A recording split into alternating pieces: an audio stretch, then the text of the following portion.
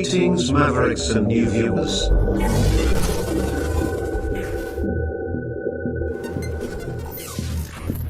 Tonight, direct and live from the Maverick News Network World Studios. This is Maverick News with Rick Walker.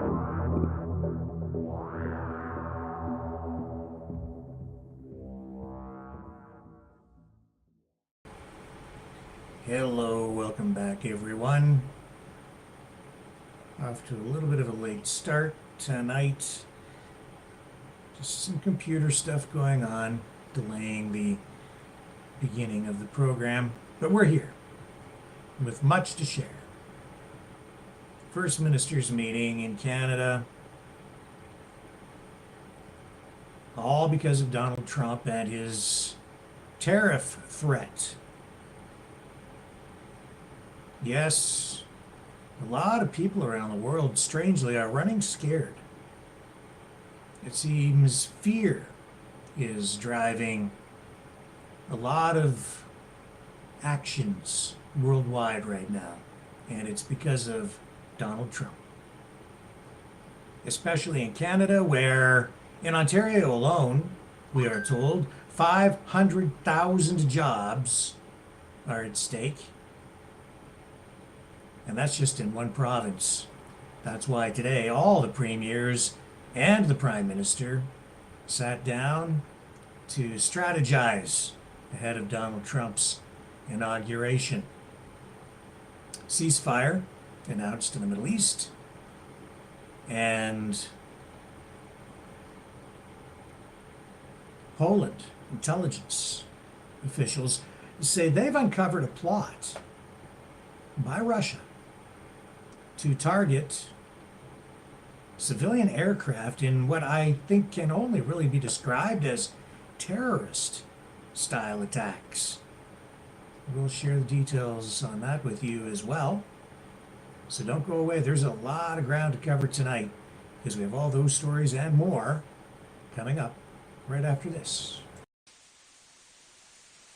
You know, someone very profoundly once said many years ago that if fascism ever comes to America, it'll come in the name of liberalism.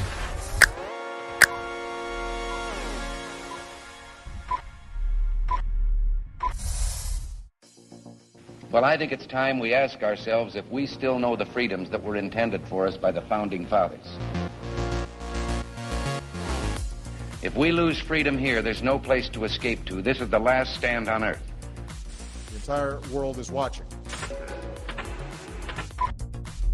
Every dictator, every crazy dictator in the world is watching.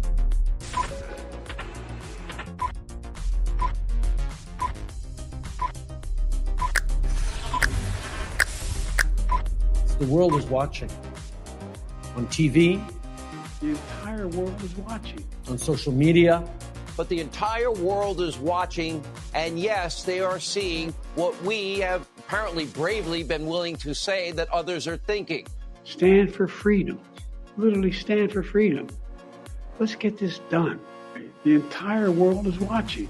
We're at war with the most dangerous enemy that has ever faced mankind in his long climb from the swamp to the stars. Maverick News. Maverick News. Maverick News. Let me have more control of my own destiny. The world is watching.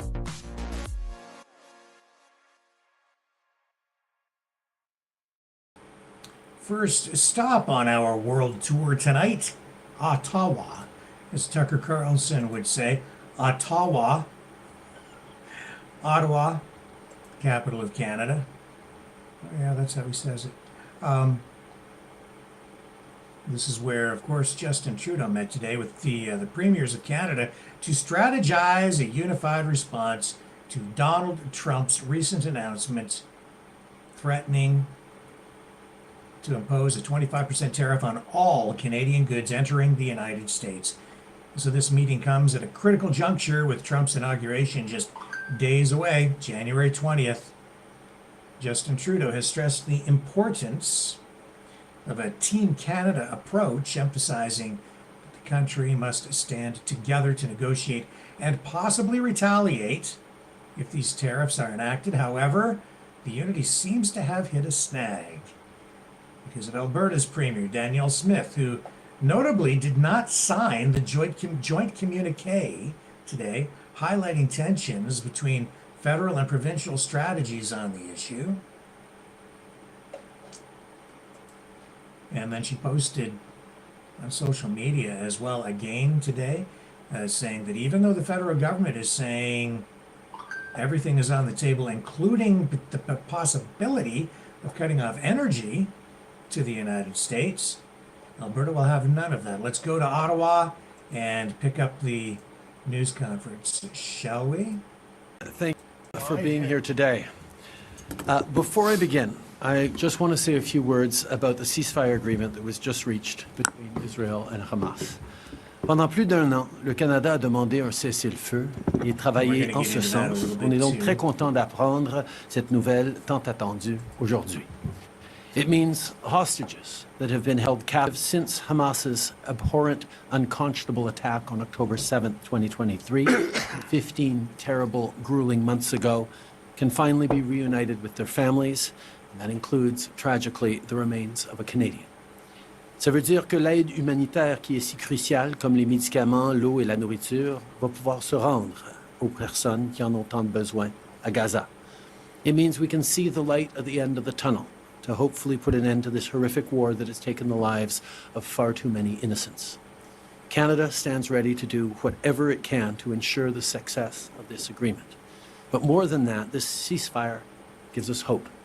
Hope that we can now focus our attention on a true, lasting political solution to this conflict, a two-state solution with Israelis and Palestinians living side by side in safety, security, and dignity.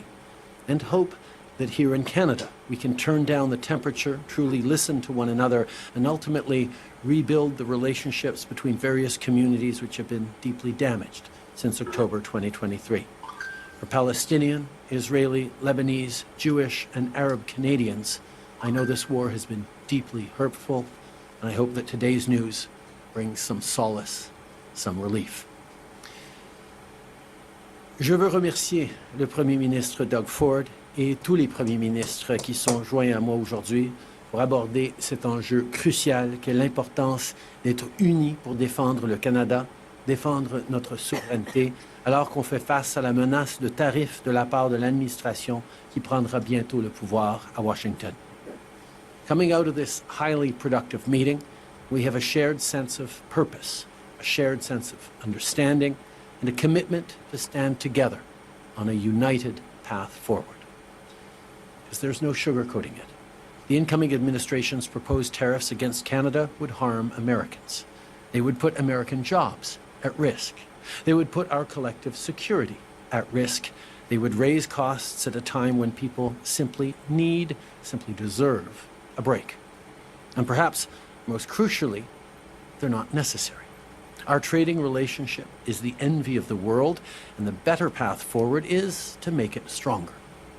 During the first Trump administration, we negotiated together a new trade agreement. More jobs, more wealth, more opportunity on both sides of the border. It's also a clear win-win of monumental proportions. Today, Canadian electricity powers millions of American homes and businesses each year. Over 4 million barrels of oil are shipped daily to refineries specifically made for Canadian crude, creating good jobs for Canadian and Americans alike.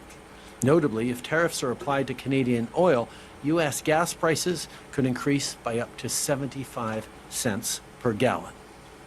And we supply the United States annually with $84 billion worth of minerals used to support the U.S. defense, automotive, and agricultural industries that would otherwise be sourced from places like Russia or China. The approach we want is to build on these strengths. We want to help each other in our time of need, as our brave firefighters are doing in California right now, and as Americans have done in the past when we've faced our own natural disasters. On est tous d'accord? Il faut travailler ensemble pour défendre les relations entre le Canada et les États-Unis qui ont été la source de tant de prospérité pour nos deux pays. I've spoken to the President-elect numerous times since the summer. I was the first G7 leader to sit down with Mr. Trump after the election to discuss some of the concerns he's raised. And we've stepped up by allocating over $1 billion to further enhance the security of our shared border and clamp down on the illicit drug trade and human trafficking. With all that said, if the U.S. administration chooses to still implement tariffs, we will respond purposefully, forcefully, and resolutely. On ne va pas rester les bras croisés. On va démontrer ce que les entrepreneurs, les travailleurs et les économistes des deux côtés de la frontière savent très bien, que dans une guerre commerciale, il n'y a pas de gagnant. Canadians do not deserve tariffs, and I believe Americans should not want tariffs either. We love this country. Canadians love this country. And I and we, as First Ministers, will never stop defending Canada from anyone who wants to harm it. Canada is a welcoming, inclusive, innovative, and ambitious place. It is home to bountiful resources, breathtaking beauty, and a proud people who've come from every corner of the globe to forge a nation with a unique identity worth embracing and celebrating and worth fighting for. On a notre propre identité, notre propre histoire et nos propres valeurs. On est d'ailleurs le seul membre de la francophonie sur un continent où habitent des centaines de millions d'anglophones et avec ça vient toute une histoire et une culture distinctes qu'on va toujours protéger. Now, no country is perfect, but I do believe that Canada is the best country on earth, and there's nowhere that I or the vast majority of our 41 million strong family would rather be. And that's why I gathered us all here today, the federal government, provinces and territories alike, working with businesses, labor, and stand up for Canada. Thank you all for being here. I thank the premiers for being here especially, and I'm happy now to turn it over to the head of the Council of the Federation, Doug Ford. Doug. Thank you. Well, thank you, Prime Minister, the ministers as well, Minister LeBlanc, Mr. Jolie, and Ambassador Hillman, and all the premiers. This is truly a Team Canada approach that we're taking, and I just can't emphasize it enough about staying united as Canadians, standing up against these tariffs. Things are going to change in a week when the inauguration happens of President Trump, and if he moves forward with these tariffs. There's never been a time that's more important for Canadians to be united, to stand up, and making sure that our voice is heard. And the retaliatory tariffs need to be hard. We have to send a message when someone comes up and tries to destroy our economy. It will be devastating for Canadians. And that's why it's so important. It is so important that our federal government, our provinces, we support the hard-working frontline people that may be affected by the tariffs. But I can assure, I'm speaking for Ontario, I can assure the people of Ontario that we will be there for them. We'll be there to support them. And I'm pretty sure what I heard is everyone feels the same, no matter the territories or the federal government or the provinces. And I'm just so proud of everyone today. This is an opportunity for Canadians to stand up and be proud. Even when it comes down to going into your local retailer, look at the back of the label. If it doesn't say Made in Canada, pick the can beside it that does say Made in Canada. And that goes to our retailers, a message to all our retailers, all the grocery retailers, other retailers. Start onshoring goods to Canada. Start looking at Made in Canada. If we get hit by a tariff and our costs go up, I'd rather pay a few more cents to go to a Canadian supplier, someone that's producing right here in Canada. If you remember back in the pandemic, when President Trump cut us off on the N95 masks, everyone remembers that? We went and said enough is enough, and we brought 3M with the cooperation with the federal government. We onboarded them in Ontario that we can serve the entire country. We should never be reliant on anyone. We're the greatest country in the world. We're an economic powerhouse. There's nothing that we cannot build collectively across our great country. So I just want to thank everyone. I want to thank the people of Canada for standing with us, and we will never, ever give up. We're Canadians, we're proud Canadians, and Canada is not for sale. Thank you. We'll now begin the question period. 30 minutes of questions. One question, one follow-up. First question. Bonjour, Fanny Olivier de Radio-Canada. Ma première question est pour vous, Monsieur Trudeau. J'aimerais savoir, êtes-vous prêt à agir sur le prix du pétrole pour dissuader Donald Trump, même si ça implique d'aller contre la volonté de certaines provinces comme l'Alberta et la Saskatchewan? Tout d'abord, comme on l'a dit, tout est sur la table. On a eu une très bonne discussion autour de la table aujourd'hui avec des gens qui représentent passionnément tous les différents coins de ce pays. Et ce sur quoi on s'est mis d'accord, c'est qu'il faut répondre aux défis auxquels on est en train de faire face, mais il faut s'assurer que le fardeau soit partagé à travers le pays. On ne peut pas punir une région ou une autre parce qu'elle aura plus d'impact sur les États-Unis. On va être équitable, mais on sait qu'on va aussi être sans équivoque, que les Canadiens veulent, et nous voulons tous, répondre de façon ferme, dans le cas échéant que l'administration américaine va de l'avant avec les tarifs. C'est pas certain encore, c'est très probable qu'ils vont le faire, mais c'est pas certain encore, et tant qu'ils l'auront pas fait, on ne peut pas prévoir exactement ce qu'on pourra faire. We had an excellent conversation today from around the table with passionate Canadians who are proud to represent very different regions of the country, but who are all united on one thing, which is we will stand up for Canada. We will protect Canadians. We will make sure that we are there to show what this country is made of. At the same time, we've also agreed that no one region of the country should disproportionately bear the burden of standing up for all other Canadians. We have made it very clear that everything is on the table as potential responses, but we've also been very, very clear that it has to be fair across the country.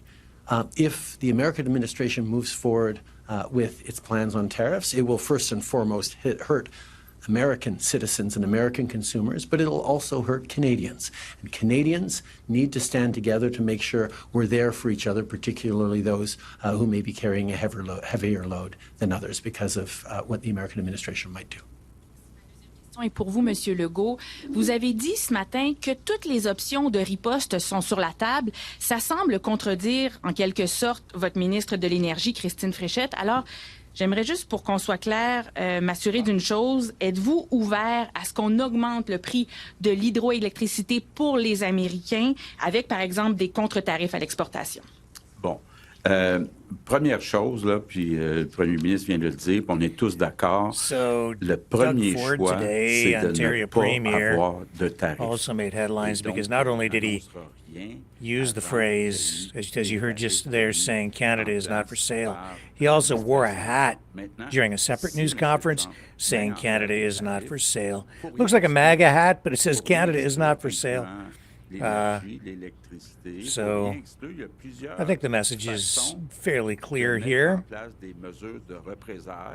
On n'est pas ici cet après-midi pour vous dévoiler. Sir, the opportunity to be able to deal with the situation with the Americans sooner, and for the premiers as well. Ms. Smith, I don't know if you're here, but Mr. Moe, do you think Mr. Trudeau's lame duck status makes Canada's ability to negotiate with the Americans more difficult? The experience Canada had in renegotiating NAFTA in the first Trump administration demonstrated that when we stand together united, promoting Canada's interests, we can do very well, even against a larger trading partner. And that is the focus we have right now. Yes, the Liberal Party is having discussions about its next leader. But right now, our entire focus, and the ministers with me, and indeed all the premiers, is on making sure that we're protecting Canadians every step of the way. That's the job I was elected to do back in 2021, and that's the job I will continue to do until the day at which I am no longer doing it. But right now, my entire focus is on standing up for Canada and protecting Canadians.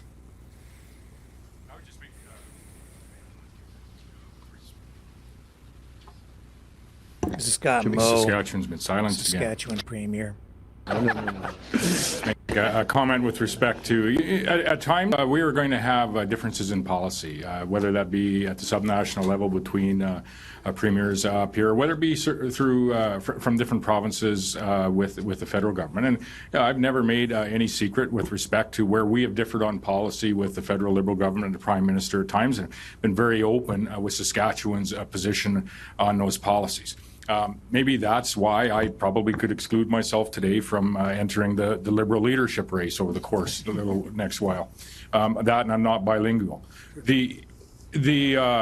But more broadly, and I would say, thank you to Premier Ford and to the Prime Minister for coming together here today to have a very different discussion about those policies where we might not agree, but to have a discussion on how we move forward on what is a very significant challenge, not only to the folks that live in Saskatchewan, but to all Canadians. And there are points in this where, we may have disagreements, but Canadians can be thankful that their 13 premiers, the Prime Minister, and a few federal ministers are coming together, not only to hash out and work through what those differences might be, but to understand where we can come together and what the process is over the next number of days and up to the inauguration, and what our options might be post that inauguration period of time. This is our largest ally that we are talking about, and it's our largest trading partner. It's our most significant trading partner. That's not to say that we haven't had trade tariff disputes with the U.S. or other countries previously. And there is we've been through this before, maybe not as large and broad as what is being talked about now, but we have been through this before. And there is a process to the work that we must do. And I would say that today, that process involves each of us, whether we be a subnational leader or a part of the federal government today or months ahead, whoever that might be, is to ensure that North Americans are aware of the impact that these U.S. tariffs will have on all North Americans, in particular on Americans, and to ensure that everyone is aware, in particular those in the sphere of policy and decision makers in the U.S. are aware of the advantages that we have with the integration of the North American economy and the threat that any type of tariffs, whether they be north or south of the border, bring to our energy security, our food security, the manufacturing security that we have. It's provided, and that value is added on both sides of the border, and we need to double down on our efforts in engaging on those fronts. There's agreement at this table on all of those points, and so we may have policy disagreements from time to time, but there's things that we agree on, and there's times when we do have to come together to represent what is in the best interests of all Canadians, and we in Saskatchewan, we continue to be Canadians. Mr. Trudeau, do you plan on running in the next election? And if you don't, what are you going to do when you're not Prime Minister anymore? First of all, I want to thank Scott for that answer. It's rare I get such support. No, I do have to say that particularly those who've been around. Oh, sorry, I'm endangering your political fortunes by thanking you publicly. I do want to say that Scott and Doug and a number of the folks who've been around a while have been extraordinarily invaluable in these conversations, in this Team Canada approach. There's always a lot of politics going on around this country, but to know when to step up in the Canadian national interest and to know that that's what Canadians want to see is really is to the credit of everyone around this table.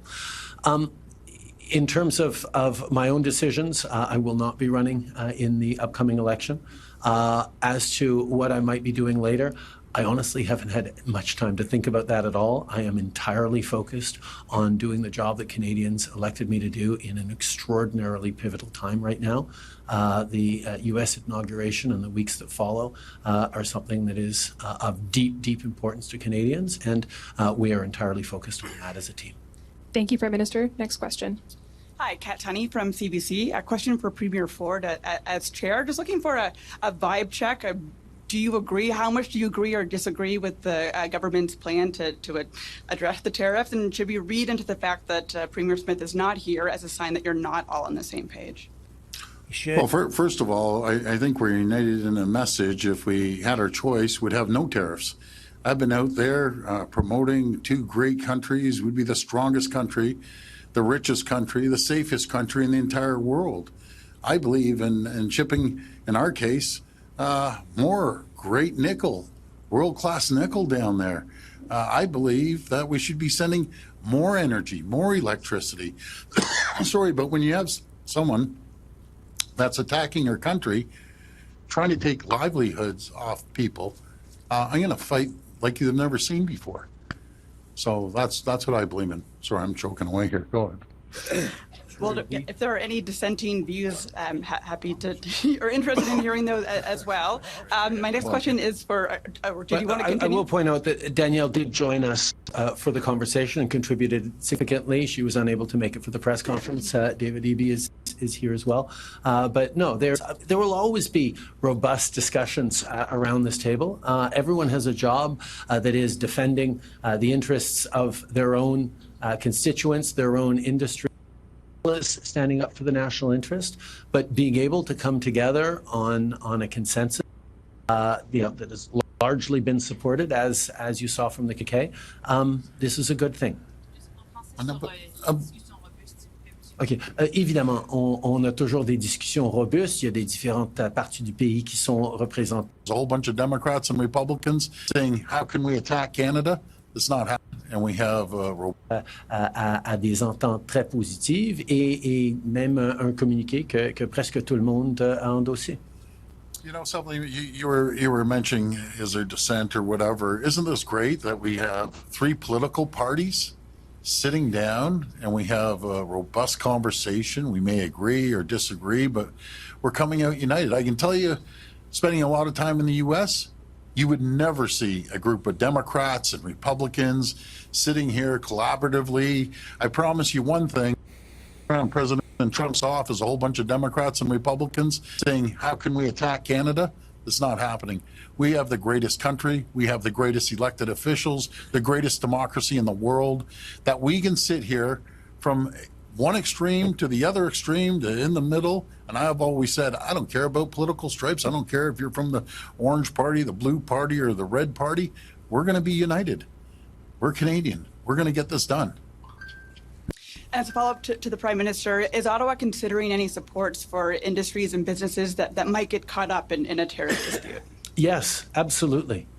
We know that in any response we give, some industries or some sectors might be more exposed or more affected than others. And we've made the commitment to do everything we can. And I know everyone around the table has agreed too, that if their region is less impacted, they'll do what they can to help out regions that are more impacted. This is not an attack on, or this is not a potential a challenge for one particular segment of our economy or one particular region of this country. This is an attack or an approach that endangers all Canadians and all of Canada. And on this one, we're all standing united in demonstrating that Canada speaks with a clear voice to defend the interests of Canadians. Thank you. Next question. Émilie Bergeron, la presse canadienne. Monsieur Trudeau, this vous is avez all parlé just de, terrible du situation. fardeau, des mesures de représailles possibles qui doit être partagées à no travers need le for any Canada. of Ce matin, on a entendu des points de vue divergents d'un premier ministre à l'autre en matière d'énergie. Donc, j'aimerais savoir comment le... À l'international qui devient... On ne va pas décider aujourd'hui quelles seront les prochaines étapes, mais je peux vous dire que sur les premières étapes possibles qu'on va prendre, on a été tous unanimement d'accord. Allies, partners, and this... Comments in English on that one? Trump's out of line, man. He just is. This is ridiculous. Et Monsieur Trudeau aussi, comment concrètement, si on en vient à sévir en matière d'énergie, comment concrètement, quels sont les outils légaux pour agir et comment on pourrait agir étape par étape, comme vous dites? D'abord, comme j'ai souligné, on espère encore qu'il n'y aura pas de tarifs conséquences, mais or is everyone free to speak to their American counterparts themselves? We have encouraged, and from the very beginning, encouraged all premiers, all Canadian business owners, all Canadians with any sort of interaction with the United States to engage on this issue and to speak up for the benefits of free and open trade between our two countries, the win-win, the amount of jobs that directly result from in the United States from things we do in Canada and vice versa. It is to be expected that everyone weighs in. It's actually one of the strengths of Canada that we have people from different political parties, different regions, different industries coming down with a similar message, which is we should be working together to create more prosperity on both sides of the border. Obviously, everyone tries to coordinate through our embassy in Washington to make sure that we're getting full information on the conversations that are being had to be able to be as strategic as possible. But it is actually more impactful when Americans see Canadians speaking from multiple perspectives, multiple voices, but standing up for Canada in the same way. That's the heart of Team Canada, and that's why we have such a strong approach on this. As for the Yukon Premier, earlier today you said you wanted a blueprint about whose roles, who does what, who's in charge of what. Following today's meeting, do you feel have a sense of that, of what roles are supposed to be done by everybody? Yeah, I think that actually, yeah, just as that question came up and thinking about what was laid out today, I think everybody, look, I'll use a hockey analogy. I think when you talk about Team Canada, everybody can score goals in different ways. I think the key is that everybody is actually has a blueprint about what we are going to message. I think there was good strategy laid out, and I feel very good. Part of the goal here was to wake up tomorrow and understand what the role was as a premier, how we interact, how our levels of government will work together to make sure that we align, and as things become elevated, if they do, depending on what happens on the 20th, we have a clear understanding of how we'll work together and understand how each person's tools they put on the table can interact or can affect other jurisdictions, but at the same time, how they can be most effective. So I'm very happy with what I heard today. Boris, pour le devoir, Monsieur le Premier ministre Trudeau, l'Alberta, il semble qu'elle n'a pas signé le communiqué conjoint. J'aimerais savoir pourquoi. Et elle nous a aussi dit, elle a aussi dit publiquement. Et à Mme Smith, pourquoi elle n'a pas voulu signer le communiqué. Nous sommes tous d'accord et je ne sais pas quel sera l'élément avec lequel elle serait en désaccord. The clear consensus around the table is that we need to respond in measured but robust ways to the American actions, whatever they are. We can't know definitively what our response will be or can't announce what our response will be until we know definitively what the Americans are going to decide to do. We continue to hope that they will realize that tariffs on goods coming into the United States from Canada is just an extra tax on consumers in the United States. It's going to raise prices for consumers in the United States. That's not something that we want. That's not something that I think American citizens and consumers want. So we are united in wanting to move forward to make sure that these tariffs don't actually happen. In regards to why Alberta hasn't signed on the joint communique between Canada and the Council of the Federation, you'll have to ask the Premier about that directly. En suivi, ma question s'adresse au Premier ministre Legault. Monsieur Legault, pourquoi vous avez décidé de signer ce communiqué? Qu'est-ce qu'on... First of all, as we said, everything is on the table, and I support the principle of a proportional dollar-for-dollar response. That is not the question. The question that we ask ourselves, first and foremost, is if the new administration chooses to bring in tariffs, what is it that we can do that will result in the lifting of those tariffs as quickly as possible? That is first and foremost. And what we're doing right now, what we have been doing for weeks, is engaging with the American administration to highlight the investments we're making in our shared border, to respond to concerns that they've expressed. We've laid out a number of different things that matter to them. We know that the last thing the new administration wants to do is raise prices on American consumers for all sorts of goods. But that will be the consequence of these tariffs if they come in. So we are both trying to prevent them from coming in, and if they do come in, we will try to get them lifted as quickly as possible. And like I said, we will use any and all tools necessary as a country to stand up for Canadians. And I understand Danielle Smith has posted online her sort of reaction to this and why she didn't sign the communique, saying she can't support what's going on today because the idea is still being floated about putting an export tariff on our oil and gas. So what's your reaction to that? Why were you unable to bring her on board with this? Doug, you want that? Well, you know, Let him talk about it. That's what's unique about our group. You know, everyone has their interest at heart, and I respect Premier Smith. I respect that she's concerned about protecting her energy, and that's her choice. That is her choice. But I have a little different theory. I have a different theory that protect your jurisdiction, but country comes first. Canada's a priority. And I don't believe in jeopardizing one sector or another.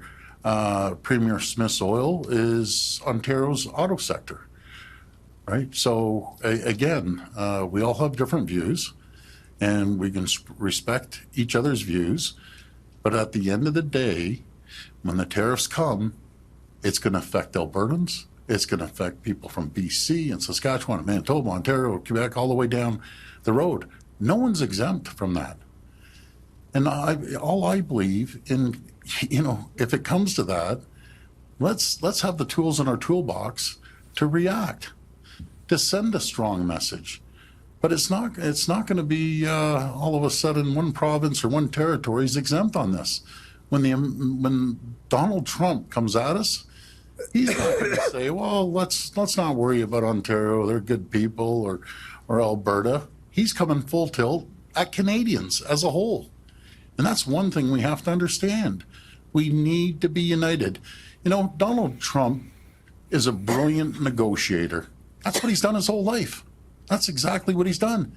And he's sitting there with a big smile on his face thinking, wow, I'm going to divide and conquer. Remember one thing, united we stand, divided we fall. We need to be united. Can I jump in there? Just a sec. Well, I'll pass over to you in a sec. I just want to point out something in what Doug Ford just said. Doug, the incoming American president specifically and has explicitly targeted one industry in Canada, one sector of the economy, and it's not the Alberta oil industry. It's the Ontario auto sector. It's an auto pact that has been incredibly successful for 50 years in building cars on both sides of the border that benefits both Canadians and Americans. That's the target. But you don't hear Doug saying, oh, no matter what, we got to protect the auto. Yes, he does say that, but it's not at the expense of everything else. He's just pointed out that he's a Canadian first, as much as he's passionate about Ontario.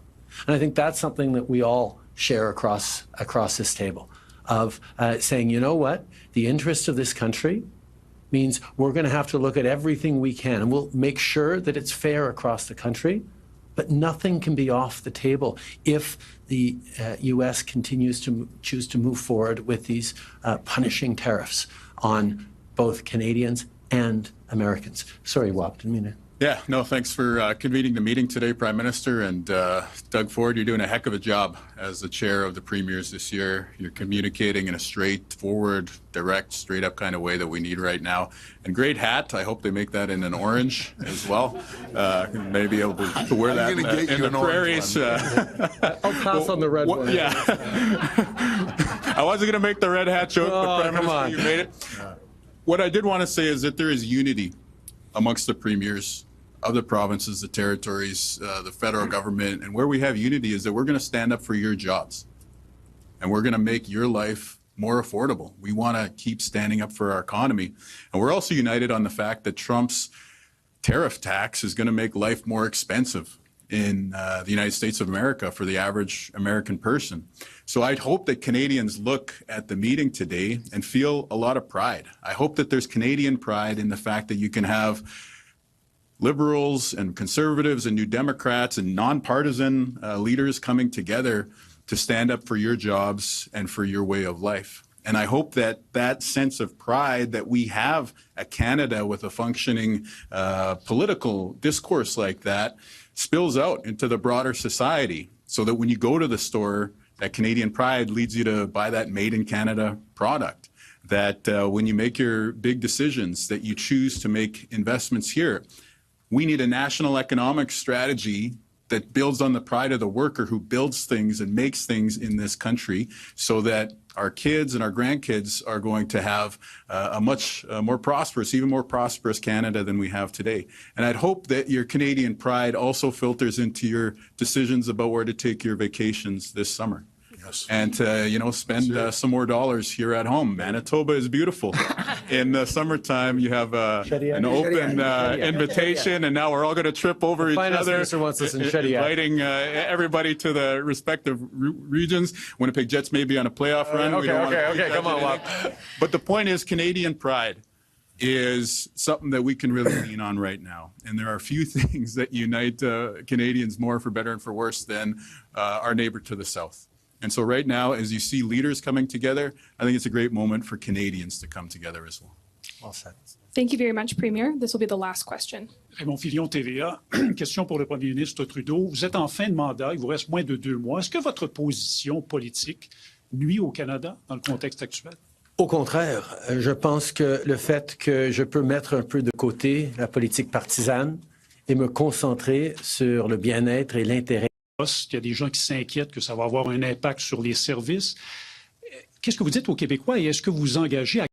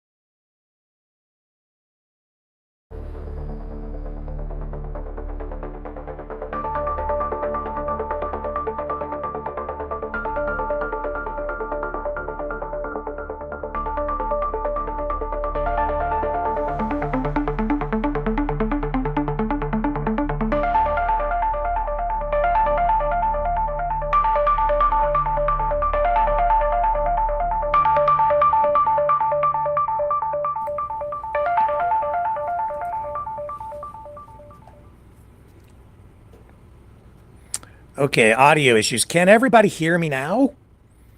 I hope so. We've just had computer problems leading up to the program, and then the computer just went into like a complete, like, I have to update everything mode with a mind of its own, and I'm surprised we even made it on the air, because it took so long for this stupid computer to do its thing. And then all the default settings, well, everything went to settings on the, you don't need to know. The point is, can you hear me? Let me look in the chat. Hear you now, 5x5. Okay. Thank you. So let me just show you again. I just wanted to say, I want to show you now what Danielle Smith, the Premier of Alberta, posted on her X account. She says, I had a constructive discussion with my fellow premiers on how to best deal with the threat of tariffs from the incoming U.S. administration.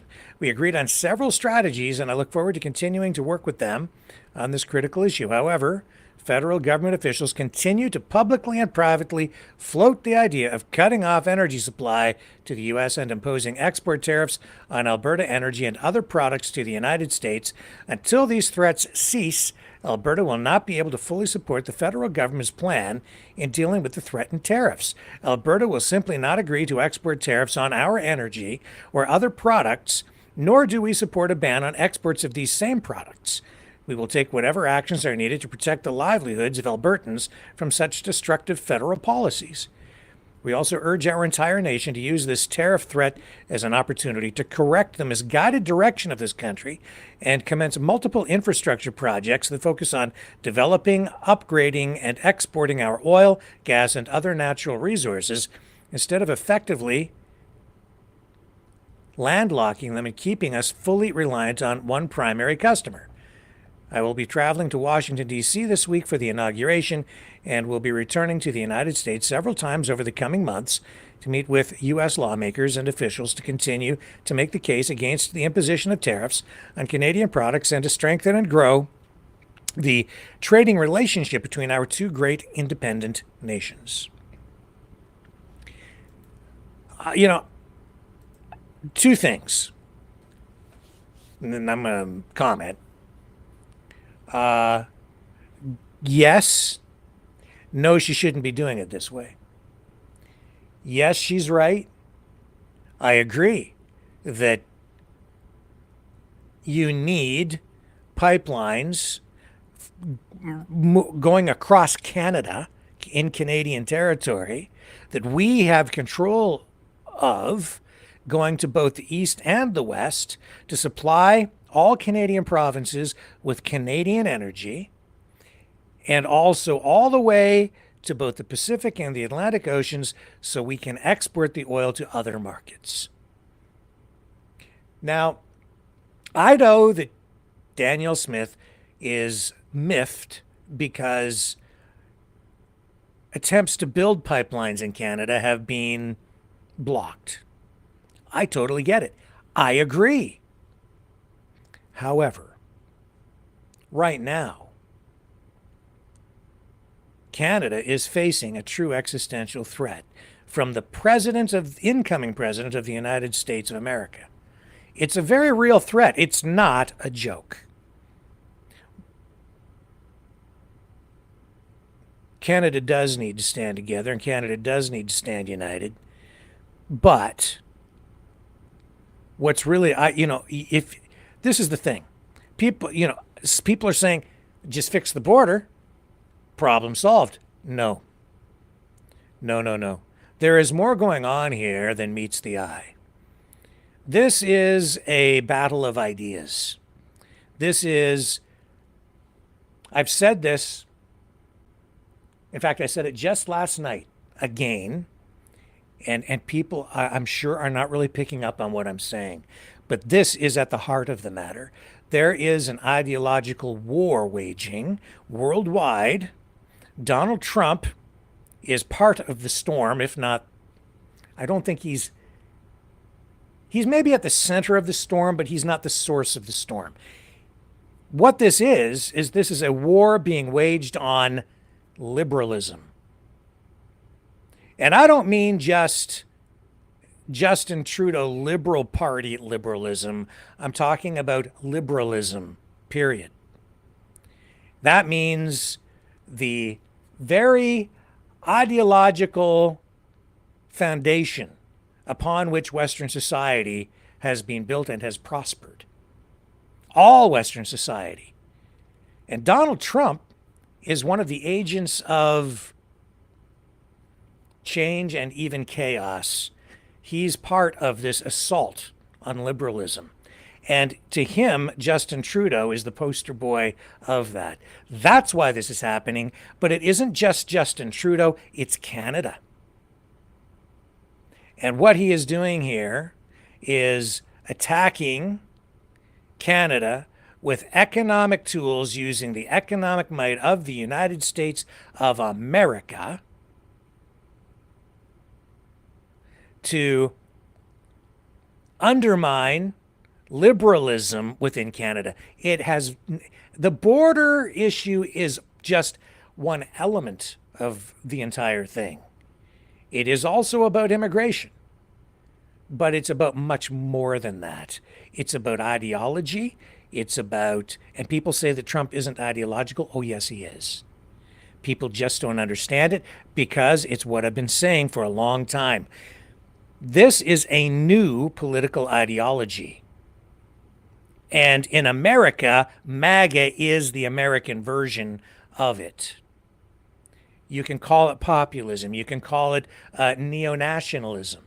You can call it whatever you want. It comes in many brands, but they are all converging and coming together into, in America, what is MAGA. And this is an assault on liberalism. So it isn't going to matter if Justin Trudeau leaves. Whoever replaces him, they'll be under assault. And it won't matter. Even if the Conservatives are elected, there will still be an assault on Canada because Trump and the people around him view even the Conservatives as liberals. Because this isn't big L Liberal Party liberalism. This is about classical liberalism and especially progressive liberalism, which they really despise, but liberalism nonetheless. If you think that that Americans just elected a sort of a Reagan-style pro-market Republican, think again. That's not what's in play here. And that's why people are not really cluing in or understanding. But I'm going to show you that it's true in just a moment. And here's Peter Knopfler, who thinks that he's all-knowing. And he says, no, Rick, wrong. It is a joke. Mexico stands up to Trump, but Canada sits down on the toilet. Joke, Rick. Ideology went out long ago. Your fear unwarranted Trump is hot air balloon. That's all. No. No.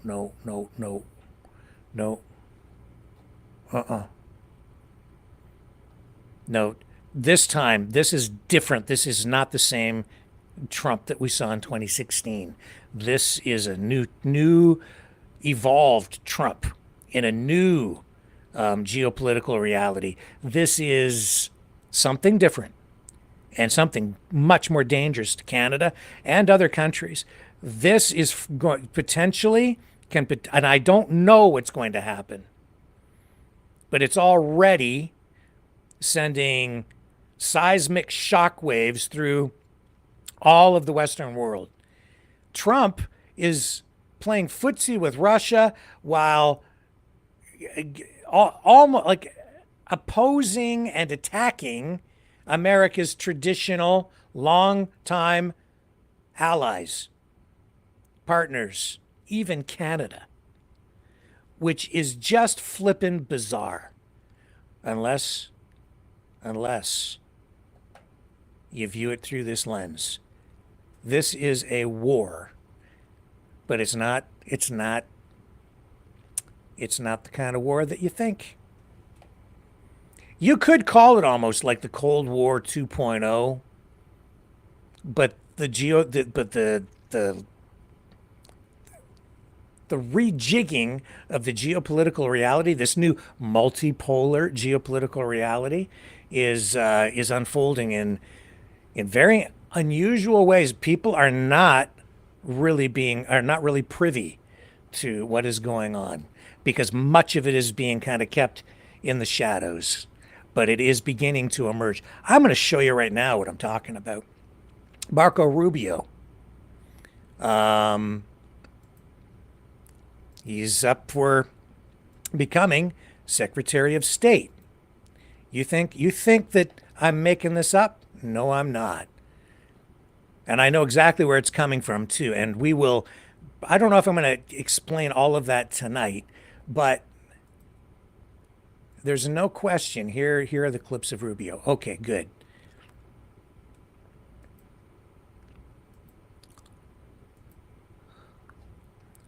So, yes.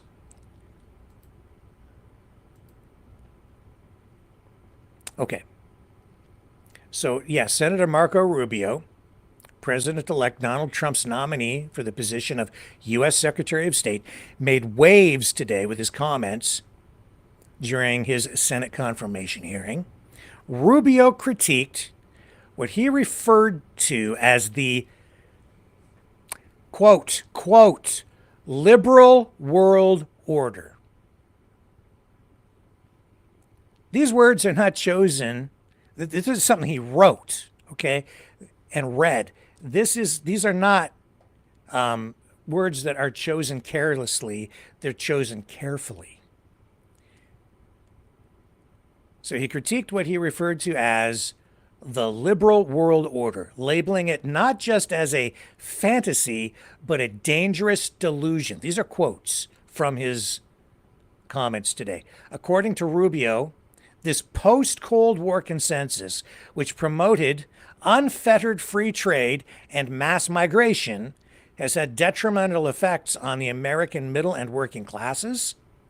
He argued today that this approach led to the shrinkage of the middle class, a crisis in the working class, and a collapse in American industrial capacity, with critical supply chains falling into the hands of adversaries and rivals. So the senator today also further elaborated that the belief in a global order where all nations would abandon national sovereignty and identify in favor of becoming citizens of the world was not only obsolete, but now a weapon used against the United States. He emphasized the need for America to prioritize its core national interests over a globalist agenda.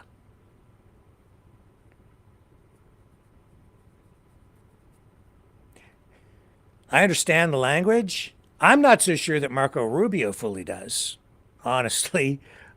This is new. These are new words coming from Marco Rubio. I don't, and maybe these words were chosen for him today. I'll put it to you that way.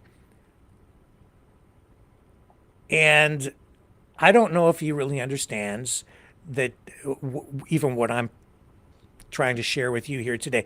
Just make note, because I said yesterday, all of this will become clearer in the days, weeks, and months ahead. It will become more and more apparent, especially now that Trump is reelected and he's moving into office. You'll see how this is playing out, and you'll begin to see how this is actually an assault or an attack against liberalism. It isn't just about the border in Canada, and you're going to see this play out again with all of America's Western traditional allies. Britain, UK, all the European countries, all the NATO members. You're going to see this. The senator today, Marco Rubio, also further elaborated today that the belief in a global order where all nations would abandon national sovereignty and identify in favor of becoming citizens of the world. He says that's not only an obsolete way of looking at things, but now a weapon used against the United States. But that's not an accurate assessment of where things have been since World War II.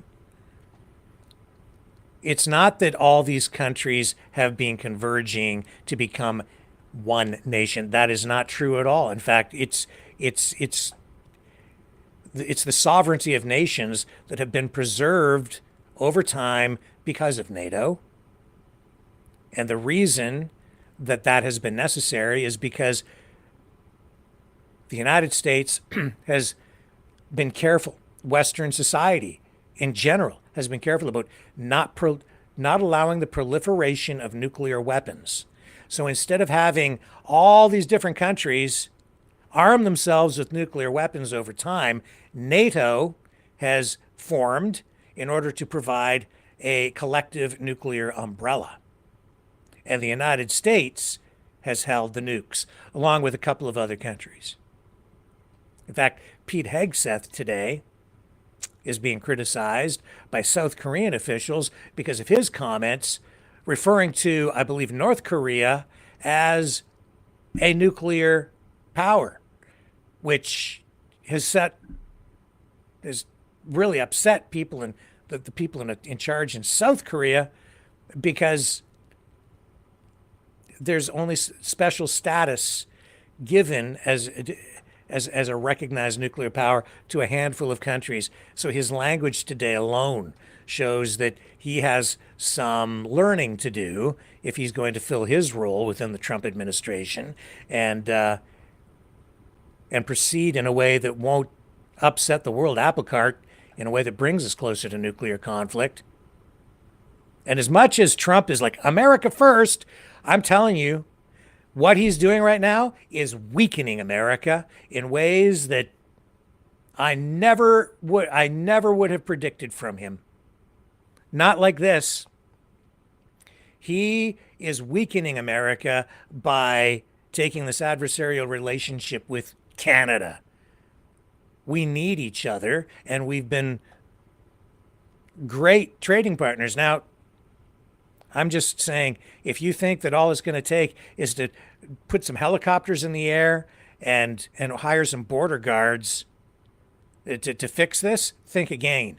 Canada has already pledged $1 billion to do that, and we're still sitting at a news conference listening to the premiers and the prime minister talk about this issue in a way that shows we are facing a threat to the very existence of the country. And the answer has to be, if this is what we're going to get from Trump, the only thing we can do is unite, as Doug Ford said,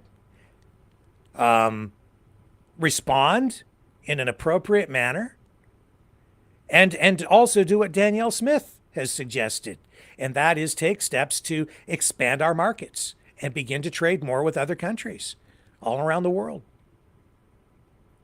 And Canada can do that, but then Trudeau has to get off the the anti-oil kick and expedite the building of pipelines east and west, nationwide. And in the meantime, I would also suggest that energy should be on the table. But it does not mean, Danielle Smith, that oil and energy need to be, that we can't supply Canada in the meantime. That's what the rail lines are for. So until we get the pipelines built, if we need to shut down those pipelines in order to respond, if that's the appropriate thing to do, and I'm not saying it is, people more learned than me should be engaging in these discussions, and you need to get some real smart people and put them all in a room, kick them in the butt, and come up with some answers and some effective strategies. And I would say, too, get down into the U.S. and start talking to some of the other politicians at various levels, the state and even the federal level, and apply pressure back against all of this in a variety of different strategic ways. And yeah, you can still leave energy on the table as a bargaining chip, and Alberta does not need to necessarily suffer, because the energy can still flow across Canada, and we could be making deals to ship this stuff out to other countries. European countries, Europe is in need of a lot more energy, especially because the pipelines flowing through Ukraine right now have been cut off. The Russian gas and oil supply cut off into Europe, and only 80% of that has been replaced so far. So there's still another 20% shortfall in the real need in countries like Germany. And we could be shipping the stuff over there. It's not as convenient. And yeah, we'd like to continue shipping energy to the United States. And I think that will happen. But I think part of the strategy here is to, again, because this is actually an assault on liberalism, this is about, like Ford said, divide and conquer. And that's exactly what's happening. I would say that Donald Trump probably does have his eye on Canada as a 51st state, but probably not the entire country. He probably wants Alberta. And Danielle Smith seems ready to hand it over and join. And what he's doing right now is playing to the separatist movement out there, and that has been going on for a long time. Wexit, the oil convoy, separatist parties out there. There's a strong Western anti-Canadian separatist movement, and this threatens to split the country apart. That's why yesterday I was actually very concerned when I heard Danielle Smith say that if the federal government tries to use oil as one of the bargaining chips, Canada will have a unity crisis on its hands. Well, thanks for being such a great patriot. And I would say this too. Danielle Smith is wrong to be going about it in this way. She is playing to her political base out in Alberta at the expense of all of Canada. She can still take that position, but to lay it all out and tell Donald Trump in advance that this is off the table, well, she just took one of the major cards and showed it to Donald Trump ahead of the negotiations, which doesn't do anybody any good, and especially her. Because now she has nothing to bargain with. Not really. What's she going to do? What's she going to do? He just wants the oil. That's what he wants. And the minerals, but mostly the oil. It's the oil. And he wants Alberta. Now, what does that look like in the long run? I don't know. I hope he gets his head screwed back on straight and stops attacking us. Because we're not the damn enemy. We are not the damn enemy. And I'm beginning to wonder even how intelligent the guy really is, or how much he's being controlled. Because this is flippin' ridiculous. And this weakens America. Everything he's doing right now is weakening America. Oh, yes. America first? You mean America alone? And a lot of people have been saying that for a long time, and people are like, no, it's not true. I don't want. Oh, yeah, well, it's coming true now. Trump is isolating America. And in the long run, that will result in a much, much, much weaker America. You'll see in the long run. Oh, yeah. That will destroy America. Do you know why? Because America has the world reserve currency. And that's all fine and dandy as long as America remains globally engaged. But you retrench, you cocoon yourself into just America, and you don't engage all around the world. And you know what's going to happen? Freaking, first of all, chaos, because without the United States engaging around the world, autocrats, dictators, they'll feel more emboldened. You'll see more conflicts between countries because the United States, which is demonized by all these crazy anti-Americans out there, communists, fascists, it's all America's fault. You take America out of the mix and you watch, there will be more wars. Because the United States won't be there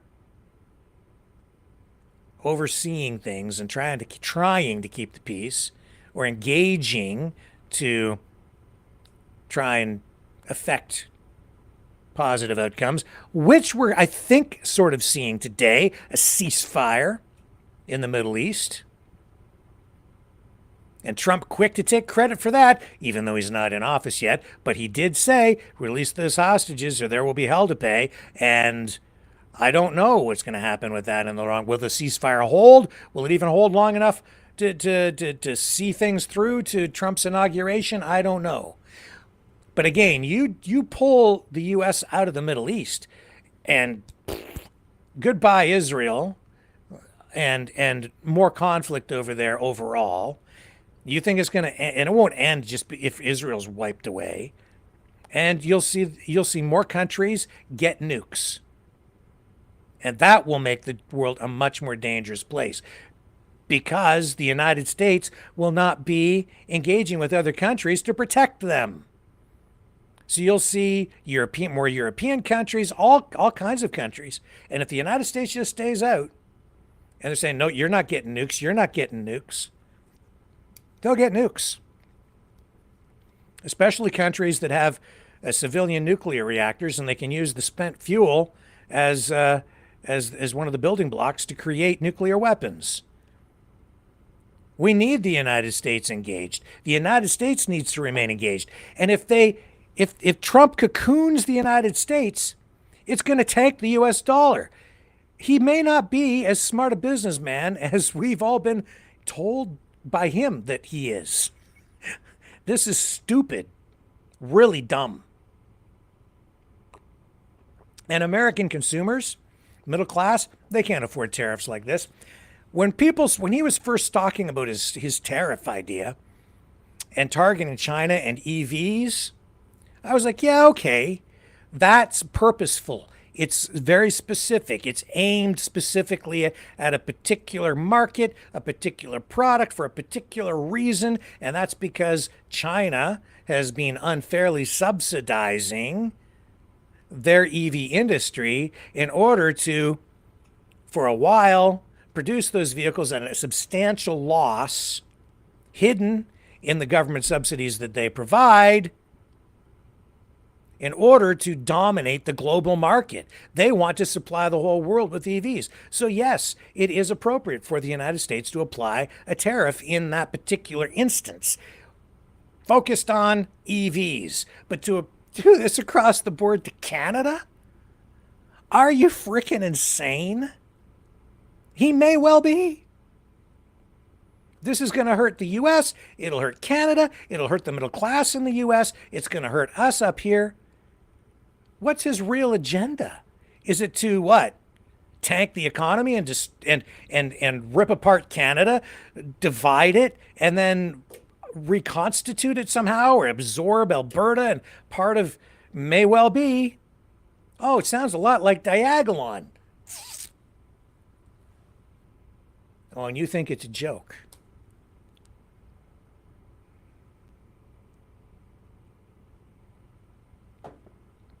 No, it's not. No, it's not. Wake the hell up.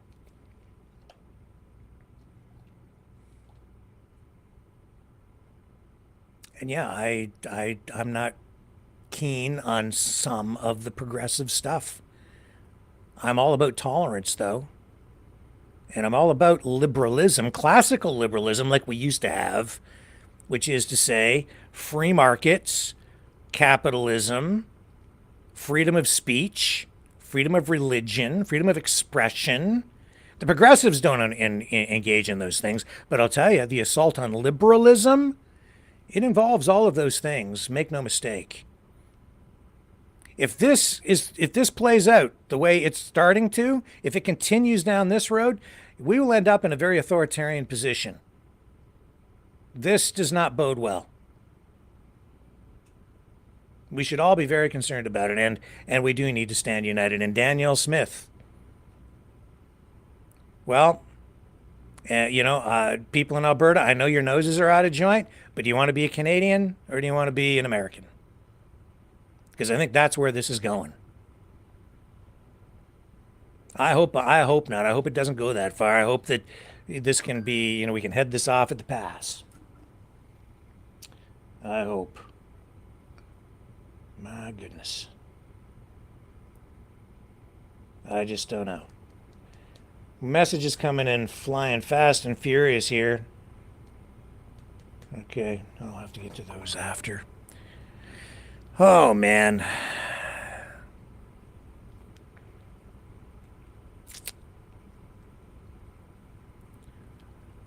And it's not all the United States' fault.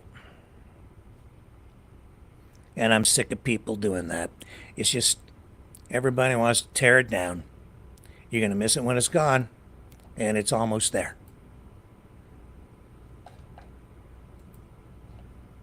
We just have it all out on display for people. In authoritarian regimes, they hide their problems through censorship, suppression,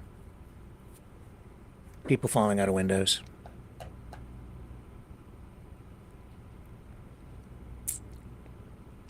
Yep. Chinese interference. Well, first of all, let me say this. How do you know it's Chinese? How do you know? We don't know. We know there's some Chinese influence here and Chinese interference, but who, like these members of parliament identified by CSIS as being under some sort of foreign influence, either witting or unwitting participants in it, how do you know that it's China? We don't really know. Some of them may be China. It could be other countries. We need more information. Interestingly, Jagmeet Singh, who has seen the names, he knows, he stood up. It was just 2 days ago. I don't know if you caught this, and maybe he slipped. He may have said this in the past. I'm not sure, but he says it's conservatives. Now, why would the guy say it's conservatives if it isn't, when he knows who they are? He didn't name names, but he said they're conservatives. And I really took note of that. And I've been saying, too, that the Liberals have something up their sleeve heading into this next election. And everybody's expecting this is going to be a cakewalk for Pierre Poilievre. They've got something. They've got something. Mark Carney will probably be the leader, and then they're going to pull this ace out of their sleeves, or this sleeve right here, and go, oh, look at this.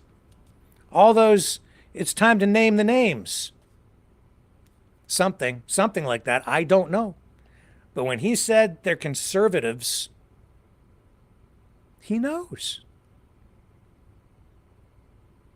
Now, maybe it's all NDP people, and maybe he's just making it up. But I don't know. I don't think so. There's a lot going on here, man. Danielle Smith, she knows a lot too.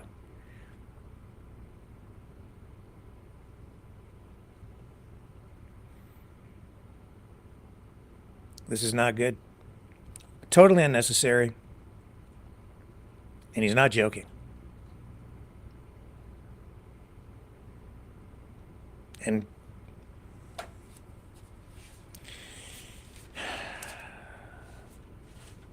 again, you know, as much as I've, with all of this that I've just said, this still illustrates why Justin Trudeau is the worst prime minister in Canadian history. It's because he has failed us by allowing things to get to a place where we're at this point. I mean, it's not entirely his fault, but if he had been able to provide more cohesion nationally and had been able to enact policies that brought the country together, especially during the pandemic, instead of using wedge issues to get himself reelected in a nasty, nasty political environment that he fomented. I'm not blaming this specifically on him because he got played. He just didn't see he was being played. And he reacted in an aggressive way instead of in a conciliatory way, which is the Canadian way. That's why I got so upset with him. You don't attack your own people when they're protesting in the streets, even if you disagree with them politically. He saw it as an existential political threat, maybe even that he perceived, maybe even rightly so, an element of it as an existential threat to Canada. But then he called in the riot cops and beat the people. And you don't do that, not in Canada, and it wasn't necessary. That was the biggest mistake right there. And I said when he invoked the Emergencies Act, which is the new version of the War Measures Act, and he used it domestically for that purpose at that time, I said right there, Canada died at that moment. And now we're here.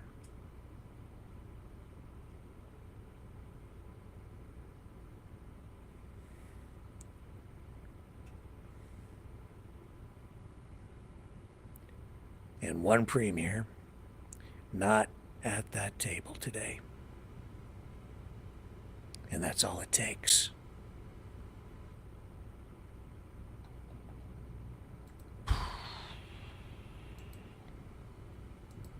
Pray for Canada.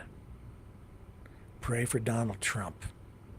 May he find the wisdom to recognize who his true friends are in this time of need not just for us, not just for the United States, but for the whole world. May God have mercy.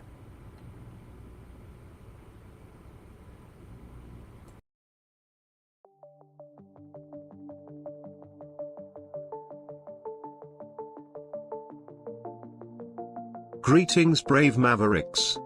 Our quest for truth continues. We go beyond fake news. Together we expose propaganda. Together we pull others out of rabbit holes. We are maverick thinkers. We are all unique individuals, defenders of individual rights and freedoms, credible, trusted, grounded in reality. Maverick News, Maverick News. Defending free speech, Donate at freedomreporters.com. Do it now. Tomorrow may be too late. Maverick News.